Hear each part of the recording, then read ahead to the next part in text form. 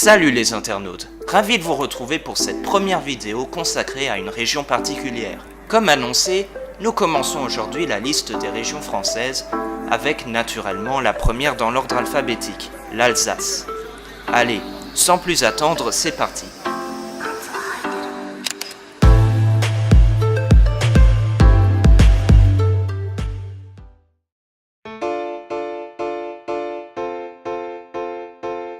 L'Alsace est située à la pointe nord-est de la France, juste ici. Elle est bordée par les landes allemandes de Bade-Württemberg à l'est et de Rhénanie-Palatinat au nord, les cantons suisses de Bâle, de Soleure et du Jura au sud, et les régions françaises de Lorraine et de Franche-Comté à l'ouest. Sa petite superficie de 2280 km² ne reflète pas une large population de plus de 2 millions d'habitants, dont 275 000 à Strasbourg, 7e agglomération de France. Les autres grandes agglomérations sont Mulhouse, Colmar, Haguenau, Molsheim, Sélestat, Wissembourg, Thann, Obernai ou encore Ribeauvillé. Les principaux cours d'eau sont le Rhin faisant office de frontière avec l'Allemagne, l'Ill d'où provient le nom Alsace et la Lauter.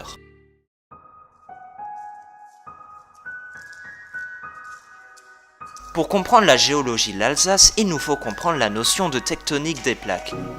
Je ne vous apprends sans doute rien en vous disant que la surface terrestre est divisée en plaques mouvantes. En quoi consistent ces plaques ? Eh bien, pour faire au plus simple, voici un schéma des premiers kilomètres de la Terre. Il y a d'abord la croûte terrestre d'une épaisseur variant entre 7 km pour la croûte océanique et 30 km pour la croûte continentale. Vient ensuite le manteau supérieur divisé en deux parties. La lithosphère, plus solide, allant jusqu'à 100 km de profondeur, et la sténosphère, plus ductile, qui compose le reste. Quelques infos supplémentaires, la frontière entre la croûte et le manteau s'appelle le Moho, celle entre la lithosphère et la sténosphère la LVZ, et en termes de minéralogie, la croûte océanique est majoritairement constituée de basalte et de gabbro, la croûte continentale de gneiss et de granit, et le manteau de péridotite. Bref, revenons au sujet. Les plaques consistent donc en la croûte plus la lithosphère. Ces dernières se déplacent sur la sténosphère sous l'action de la convection mantélique. La convection mantélique désigne le mouvement des matériaux chauds le long du manteau qui ensuite se déplacent latéralement avant de retomber. Pour les frontières de plaques, il y en a plusieurs sortes selon si deux plaques s'éloignent, se rapprochent ou coulissent l'une à côté de l'autre. Bref, tout ça pour dire que l'Alsace est un Graben. Un Graben ? Mais c'est quoi un Graben ? Eh bien, un Graben est une structure qui appartient à la catégorie des frontières divergentes, qui se forme donc lors d'un éloignement de plaques. Il s'agit d'un fossé d'effondrement qui marque la division d'une plaque en deux nouvelles plaques. Au cours du temps, un océan se formera au milieu, ainsi qu'un rift qui produira de la croûte océanique. Oui, vous avez bien entendu, l'Alsace aurait dû ressembler à ça. Que s'est-il donc passé ? Les Vosges et la Forêt Noire, massifs parallèles au Rhin situés en Allemagne, formaient à l'origine un même massif graniteux. Le fossé rhénan s'est formé durant l'Oligocène et le Miocène, c'est-à-dire juste ici. Les matériaux chauds remontant des profondeurs de la Terre ont exercé des tensions opposées sur la plaque jusqu'à ce que celle-ci se coupe en deux. Notez aussi qu'une partie des magmas sont partis alimenter des volcans dans le massif. À l'endroit où la plaque s'est coupée en deux, le massif s'est effondré en sections séparées par des failles normales, formant une sorte d'escalier, le fameux Graben. Si vous êtes un peu perdu, ceci est une faille normale et ceci est une faille inverse. Ces sections auraient dû former les marches continentales lors de la formation d'un océan, mais tout le processus d'extension fut arrêté lors de la formation des Alpes.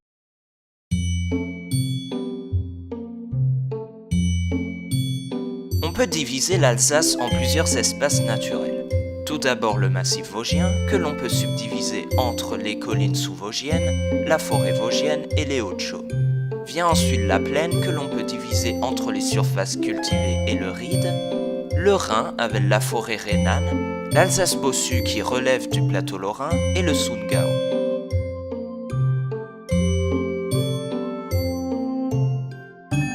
La forêt vosgienne recouvre une grande partie du massif vosgien. Son étendue exceptionnelle en fait la deuxième surface forestière de France derrière les Landes. Pour ce qu'il en est de la composition, tout d'abord, on trouve jusqu'à 600 mètres d'altitude une chênaie à Chêne-Cécile. Ensuite, au-delà de 600 mètres et jusqu'à environ 1000 mètres, on trouve le hêtre ainsi que le sapin, symbole par excellence de la forêt vosgienne. Enfin, à partir de 1200 mètres d'altitude, le sapin disparaît pour laisser place à une futaie rabougrie de hêtres. D'autres espèces végétales sont aussi présentes tout au long de la forêt, telles que l'érable, la lusule blanchâtre ou le fétuc des bois. Quant aux espèces animales, elles sont nombreuses à habiter la forêt. Cerfs, lynx, mésanges noirs, grands tétras, salamandres ou casse-noix mouchetés notamment.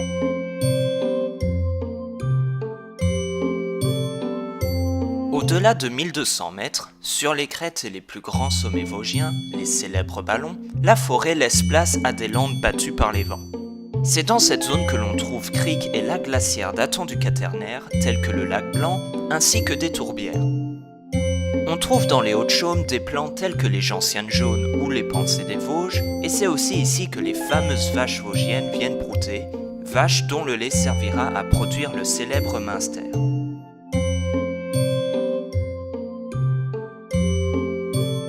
Coincées entre les montagnes et la plaine se trouvent les collines sous-vosgiennes. Constituées de calcaire, leur sol ainsi que leur climat particulièrement ensoleillé sont propices à la viticulture, avec des grands vins tels que le pinot gris et le riesling.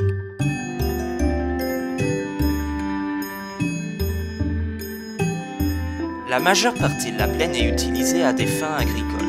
Les productions les plus importantes étant bien sûr le vin, mais aussi le maïs ou le houblon. Mais par endroits, les champs laissent place aux rides, des étendues prairiales humides et marécageuses ponctuées de forêts et régulièrement inondées par les rivières et les fleuves. Le plus connu est le Grand Ride, situé entre le Rhin et l'Ille et s'étendant du sud de Strasbourg au nord de Colmar.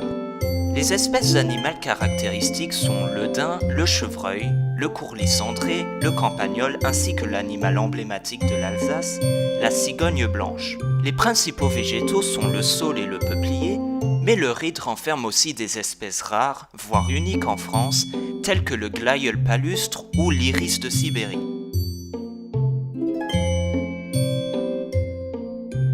Le Rhin, fleuve puissant et majestueux, ayant inspiré nombre de poètes.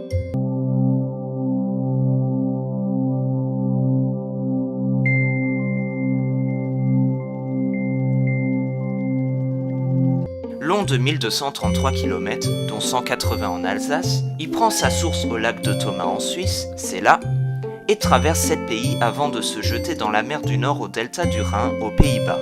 C'est ici. Le fleuve étant très important pour la navigation marchande, ainsi que le moteur économique de la région, le fleuve a subi de nombreux réaménagements. Mais il est toujours possible de trouver le long du fleuve des sections de la forêt rhénane particulièrement luxuriantes. On y trouve l'ail des ours, la clématite, le lierre, ainsi que la rainette verte ou le castor d'Europe.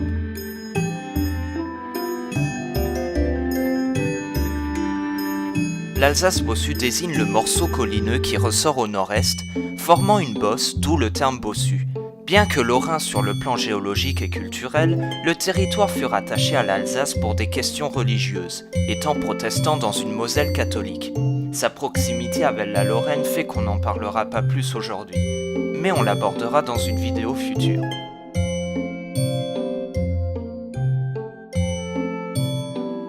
Cette région au sud de l'Alsace se démarque de la plaine par son relief de collines et de vallées. Formée à partir d'un compartiment ayant relativement résisté à l'effondrement du fossé rhénan, il s'agit d'une zone d'incision, c'est-à-dire une zone où les rivières creusent des vallées dans des roches sédimentaires.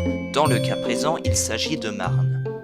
Enfin, tout au sud, on trouve un petit bout de Jura avec le Glaserberg comme point culminant.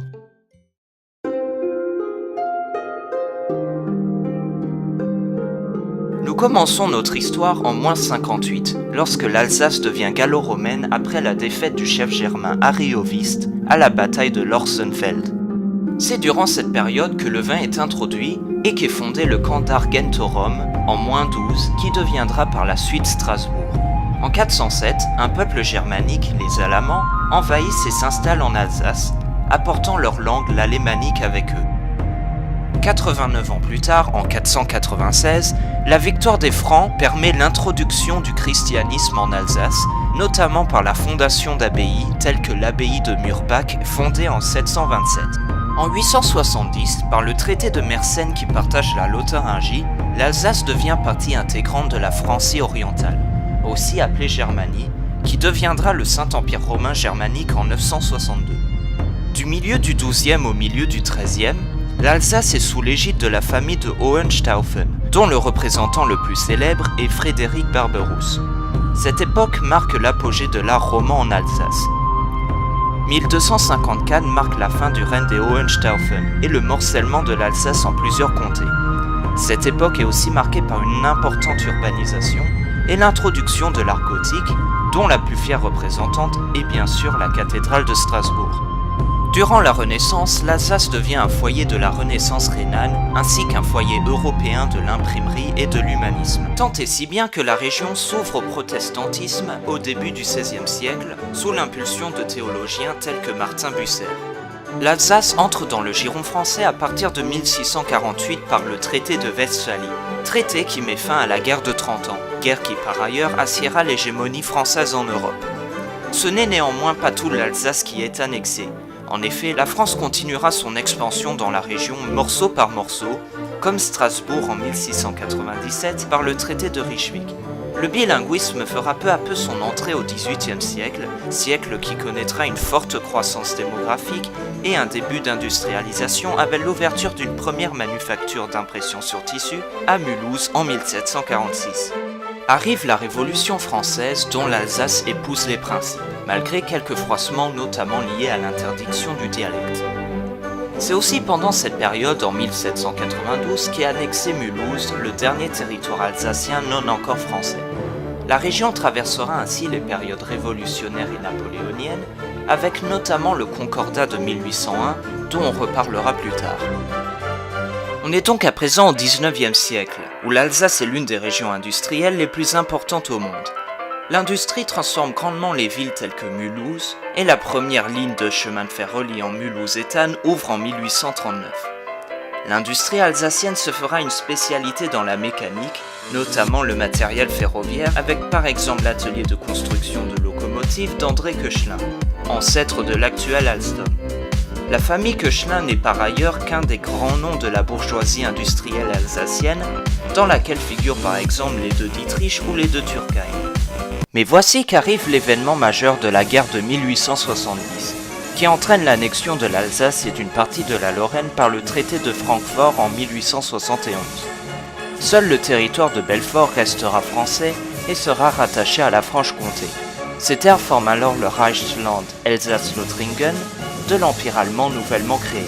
Ainsi, pendant 48 ans, l'Alsace sera la pomme de discorde entre la France et l'Allemagne et l'un des facteurs de la Première Guerre mondiale. Environ 128 000 optants, c'est-à-dire des Alsaciens lorrains ayant décidé de garder la nationalité française, quitteront la région, tandis que de l'autre côté, des milliers d'Allemands y émigrent. L'opinion allemande voyait les Alsaciens lorrains comme des frères perdus, alors que la population locale était au contraire attachée à la France, voire même anti-allemande pour certains, dont le célèbre Hansi. Situation qui ne manqua pas de déclencher des tensions comme durant l'affaire de Saverne. L'Empire allemand permit néanmoins de moderniser certaines villes et apporta certaines avancées telles que la sécurité sociale bismarckienne. Mais je pense que vous avez déjà deviné en quoi consiste le crépuscule de cette période. Durant la Première Guerre mondiale, la région sera le théâtre du front des Vosges et la population subira la méfiance des deux camps. L'Alsace-Lorraine est récupérée par la France en 1919, mais elle sera réannexée 20 ans plus tard pendant la Seconde Guerre mondiale. Cette dernière donnera notamment les Malgré nous, appellation désignant les Alsaciens et les Lorrains forcés de rejoindre les rangs de la Wehrmacht. Après le traumatisme des deux guerres mondiales, l'Alsace sera au cœur de la réconciliation franco-allemande et de la construction européenne, avec par exemple le Parlement européen à Strasbourg ou la passerelle de l'amitié enjambant le Rhin entre Strasbourg et Kehl en Allemagne.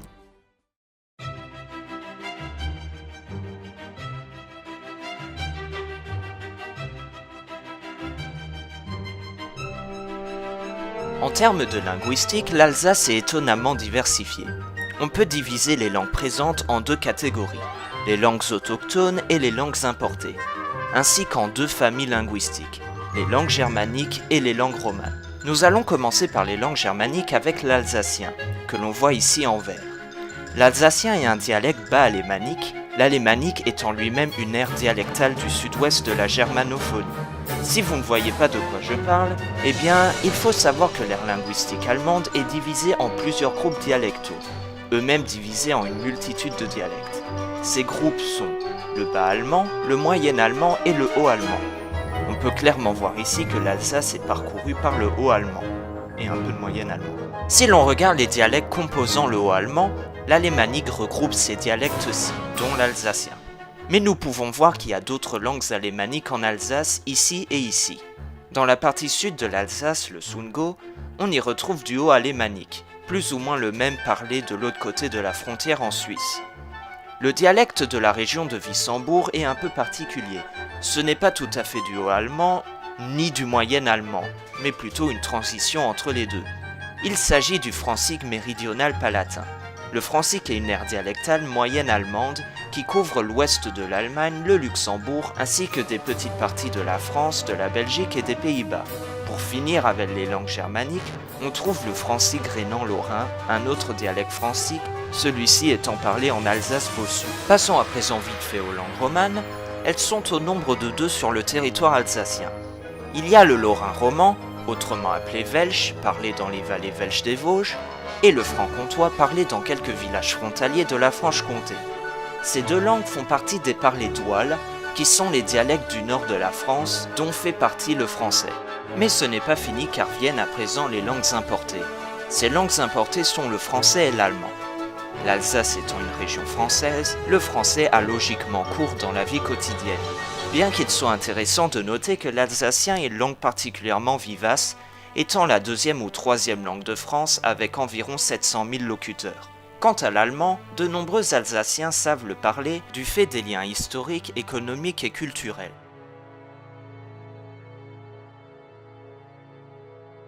L'Alsace est une terre multiconfessionnelle où se mêlent catholiques, protestants et juifs. Le judaïsme est attesté dans la région depuis l'an 1000. Cette longue présence sera hélas ponctuée de moments tragiques tels que les persécutions pendant la peste noire. Le protestantisme fut introduit en Alsace au XVIe siècle, avec des théologiens tels que Martin Bucer que l'on a vu tout à l'heure. Contrairement au reste de la France, l'Alsace ainsi que le département de la Moselle voisin sont toujours sous le régime concordataire mis en place par Napoléon en 1801. En effet, celui-ci n'a pas été abrogé par la loi de 1905, la région étant... comment dire ? Le concordat ne fut pas abrogé lors du retour à la France, les autorités françaises ayant promis de respecter les coutumes régionales. Ainsi aujourd'hui, l'enseignement religieux se pratique encore à l'école et les ministres de 4 cultes sont encore rémunérés par l'État. Enfin pour finir, l'Alsace possède une tradition d'église dite simultanée ou simultaneum, ce qui désigne des églises accueillant à la fois les catholiques et les protestants.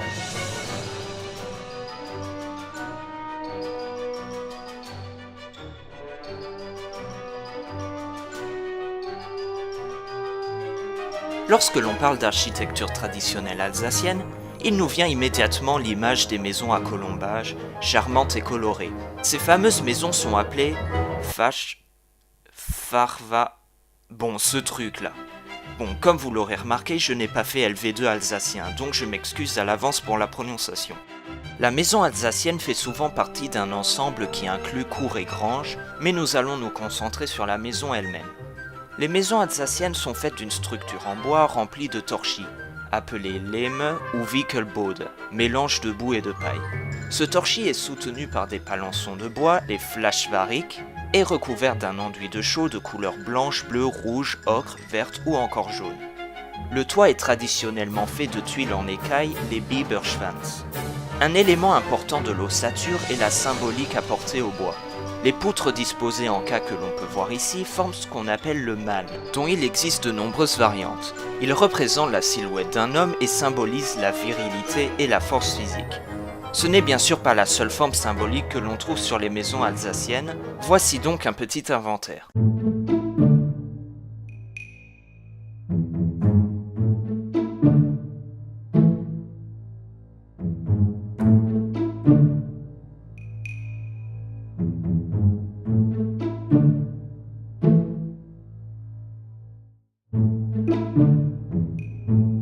Bien, Bien, passons maintenant à l'intérieur en commençant par le rez-de-chaussée.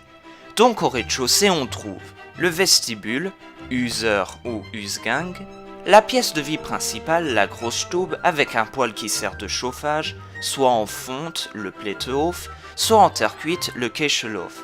La grosse stube peut des fois être bordée d'une alcôve avec lit, l'Alkoof.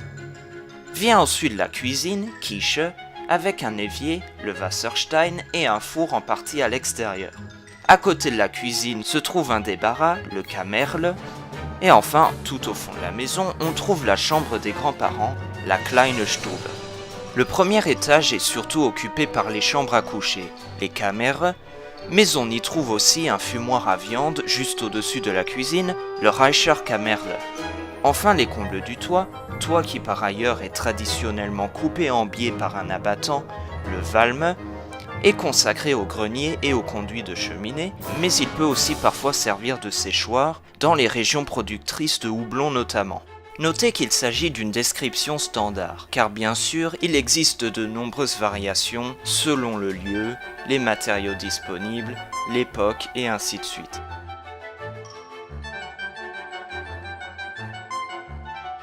Dans cette partie, il s'agira de revenir sur les styles qui forment les traditions architecturales alsaciennes.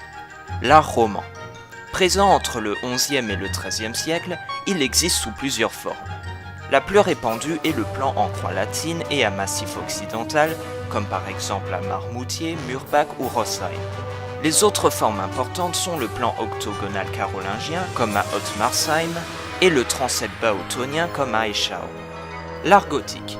Apparu brusquement entre 1225 et 1230, la plupart des édifices de ce style sont du gothique rhénan, interprétation locale du gothique s'inspirant du plan roman rhénan.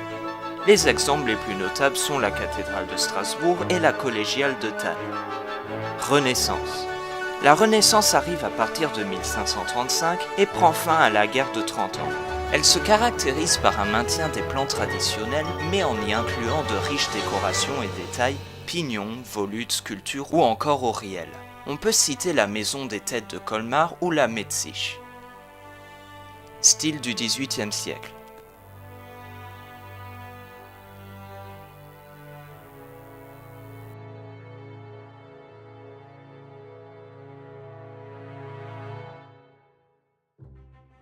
Style du XIXe siècle.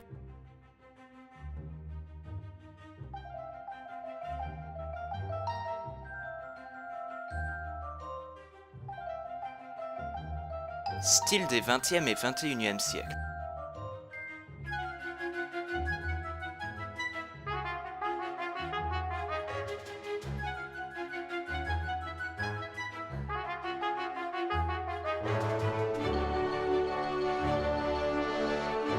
Comme tout pays au temps de la féodalité, le territoire alsacien s'est couvert de châteaux et de forteresses. Les exemples les plus connus sont le château d'Ortenbourg et le château du Haut-Königsbourg. Ce dernier a été rénové par l'empereur allemand Guillaume II en 1908. Plus tard, lorsque l'Alsace devint le carrefour des espaces français et allemands et un lieu d'implantation stratégique au temps de Louis XIV, le célèbre ingénieur Vauban construisit de nombreux ouvrages, parmi lesquels on compte les fortifications de Strasbourg, Célestat, Fort-Louis et surtout Neuf-Brisach, place forte conçue en 1697, dont le plan régulier sera considéré comme son chef-d'œuvre. Par ailleurs, Strasbourg verra naître le plus célèbre des élèves de Vauban, Louis de Cormontaigne. Les siècles suivants, notamment les Premier et Second Empires, verront leur lot de construction, mais c'est bien la période de l'annexion qui sera particulièrement importante en termes de construction. Les Allemands continueront les travaux de modernisation des remparts urbains et entreprendront la construction de forts détachés dans les zones frontalières des Vosges. Les premiers seront du type von Bieler, mais celui-ci devint rapidement obsolète avec la crise de l'obus-torpille de 1883-1885. Un tout nouveau système a donc été conçu, les célèbres Festen, dont le plus célèbre est le fort de Mutzig. Ce système allait plus tard inspirer la ligne Maginot, commencée en 1927 et placée le long de la frontière avec l'Allemagne. La ligne Maginot sera la dernière entreprise de fortification sur le territoire alsacien.